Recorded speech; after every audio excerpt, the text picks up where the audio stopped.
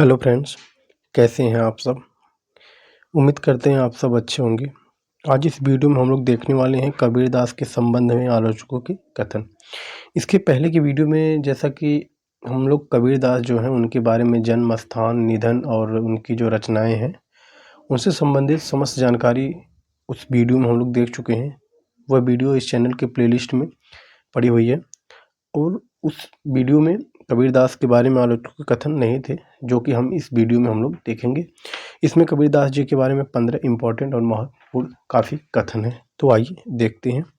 सबसे पहला कथन इसमें है कि भाषा बहुत परिष्कृत और परिमार्जित न होने पर भी कबीर की उक्तियों में कहीं कहीं विलक्षण प्रभाव और चमत्कार है।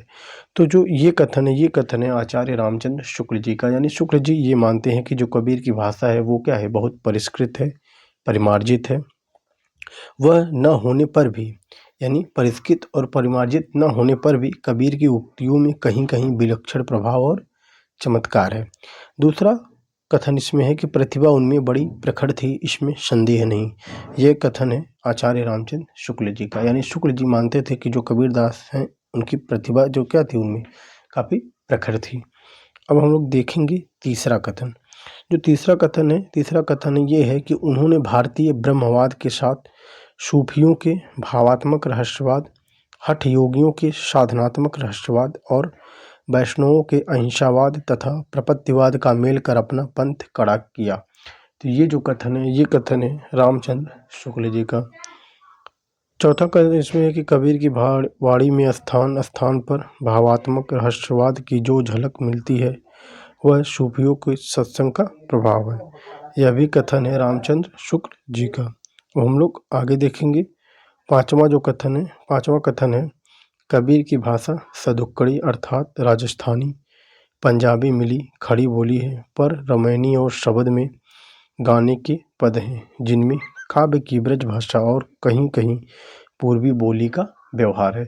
यह कथन भी है आचार्य रामचंद्र शुक्ल जी का। छठा कथन इसमें है कि सीधी भाषा में कबीर ऐसी चोट करते हैं कि चोट खाने वाला केवल धूल झाड़कर चल देने के सिवाय और कोई रास्ता नहीं पाता। तो ये जो कथन है, ये कथन है आचार्य हजारी प्रसाद द्विवेदी जी का। यानी उन्होंने कहा कि जो कबीरदास जी हैं उनकी जो भाषा है वह भाषा से ऐसी चोट करते हैं कि चोट खाने वाला केवल धूल झाड़कर चल देने के सिवाय और कोई रास्ता नहीं पाता। अब हम लोग आगे देखेंगे।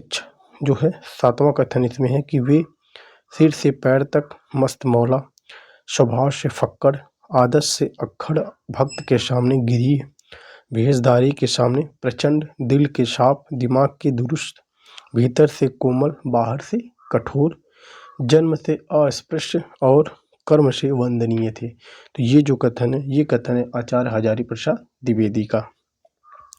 आठवां कथन इसमें है कि आज हिंदी में ऐसा जबरदस्त व्यंग लेखक नहीं हुआ। ये भी कथन है आचार्य हजारी प्रसाद द्विवेदी का। यानी जो आचार्य हजारी प्रसाद द्विवेदी हैं वे कबीरदास जी को एक जबरदस्त व्यंग लेखक मानते हैं।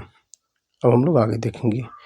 नवां कथन है कि कबीर ऐसे मिलन बिंदु पर खड़े थे जहाँ से एक ओर ज्ञान निकल जाता है, दूसरी ओर अशिक्षा, जहाँ एक ओर भक्ति मार्ग निकल जाता है और दूसरी ओर योग मार्ग, जहाँ एक ओर निर्गुण भावना निकल जाती है, दूसरी ओर सगुण साधना, उसी प्रशस्त चौराहे पर खड़े थे। ये कथन है आचार्य हजारी प्रसाद द्विवेदी का। 10वां कथन इसमें है कि बिना महाकाव्य लिखे वे हिंदी में महाकवि थे।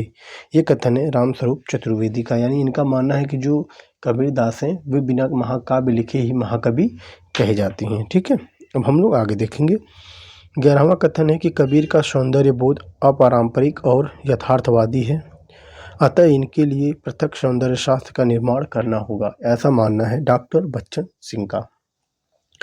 12वां कथन है कि कबीर ने अपने रहस्यवाद में अद्वैतवाद और सूफी मत की गंगा जमुना एक साथ बहा दी है। ये कथन है राम कुमार वर्मा का और काफ़ी इम्पोर्टेंट कथन है।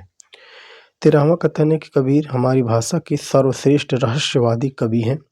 ये कथन है डॉक्टर गोविंद त्रिगुणायत का। यानी ये डॉक्टर गोविंद त्रिगुणायत इन्हें सर्वश्रेष्ठ रहस्यवादी कवि मानते हैं। 14वां कथन है कबीर की भाषा पंचमेल खिचड़ी है, जिसमें ब्रज अवधी, पंजाबी, अरबी, फारसी का मिश्रण है। यानी कबीरदास की भाषा को पंचमेल खिचड़ी किसने कहा है? तो श्याम सुंदर दास ने कहा है, जो इस कथन में उन्होंने बताया है। 15वां है कथन, हिंदी साहित्य के 1000 वर्षों के इतिहास में कबीर जैसा व्यक्तित्व लेकर कोई उत्पन्न नहीं हुआ। महिमा में यह व्यक्ति केवल एक ही प्रतिद्वंदी जानता है, वह है तुलसीदास। ये कथन है आचार्य हजारी प्रसाद द्विवेदी का। यानी आचार्य हजारी प्रसाद द्विवेदी का मानना है कि जो कबीर हैं उनका प्रतिद्वंदी जो है वो तुलसीदास है। देखिए, ये जो 15 कथन थे काफ़ी इंपॉर्टेंट थे, तो इस वीडियो हम लोग 15 कथन देख लिए हैं और कबीरदास के बारे में डिटेल जानकारी इस चैनल के प्लेलिस्ट में पड़ी हुई है, आप उसे देख लीजिएगा। आगे जो संत काव्यधारा के और जो प्रमुख कवि हैं जैसे दादू दयाल हैं, सुंदरदास और मलूक दास, धर्मदास, गुरु नानक, तो इन सब के बारे में जो है अगली वीडियो में हम लोग देखेंगे। वीडियो देखने के लिए बहुत बहुत धन्यवाद। मिलते हैं नेक्स्ट वीडियो में। Thank you.